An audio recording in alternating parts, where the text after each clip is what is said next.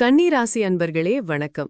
இன்றைய தினம் உங்களுக்கு ஒரு கலவையான பலன்களை தரக்கூடிய நாளாக அமையப் போகுதுங்க. உங்க ராசிநாதனான புதன் 8ஆம் வீட்டுல சூரியனோட சேர்ந்து அஸ்தமனமாகி இருக்கிறதுனால முக்கிய முடிவுகள் எடுக்கிறதுல சின்ன தாமதங்கள் வரலாம். ஆனா கவலைப்படாதீங்க. குரு பகவான் 10ஆம் வீட்டுல பலமா உட்கார்ந்து உங்க தொழில் ஸ்தானத்தை பார்க்கறதுனால வேலையில புதிய வாய்ப்புகளும் நல்ல முன்னேற்றங்களும் கண்டிப்பா கிடைக்கும். சுக்கிரன் 9ஆம் வீட்டில இருக்கிறது அதிர்ஷ்டத்தையும் தந்தையின் ஆதரவையும் கொடுக்கும். ராகு 6ஆம் வீட்டில இருக்கிறதுனால எதிரிகளை சமாளிக்கிற சக்தி உங்களுக்கு அதிகமாகும். ஆனா சில விஷயங்கள்ல கவனமா இருக்கணும்.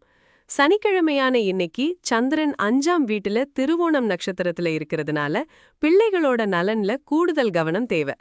7ஆம் வீட்டில செவ்வாயும் சனியும் சேர்ந்து இருக்கிறதுனால குடும்ப உறவுகள்லையும் தொழில் கூட்டாண்மையிலையும் சில சவால்கள் வரலாம். சூரியன் 8ஆம் வீட்டில இருக்கிறதுனால சின்ன சின்ன உடல் ஆரோக்கிய சங்கடங்கள் வரலாம்.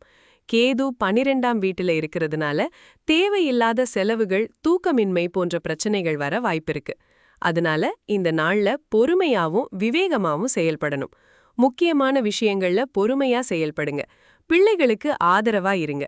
ஏழைகளுக்கு முடிஞ்ச உதவிகளை செய்யுங்க.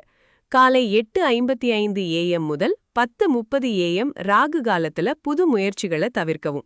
கணவன் மனைவி உறவுல தேவையில்லாத வாக்குவாதங்களை தவிர்த்து அவசரப்பட்டு எந்த முடிவும் எடுக்க வேண்டாம். சவால்களை சமாளிக்க சனி காயத்ரி மந்திரத்தை 108 முறை சொல்லலாம். திருநள்ளாறு சனீஸ்வரன் ஆலயத்துக்கோ அல்லது அருகிலுள்ள சிவன் கோவிலுக்கோ போயிட்டு வழிபடுங்க.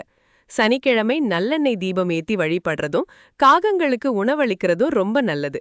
மொத்தத்துல இந்த நாளுக்கான உங்க ராசி பலன் 5ல 3 மதிப்பெண் பெறுதுங்க. நாள் முழுவதும் மகிழ்ச்சியா இருங்க. நாளைக்கு சந்திக்கலாம்.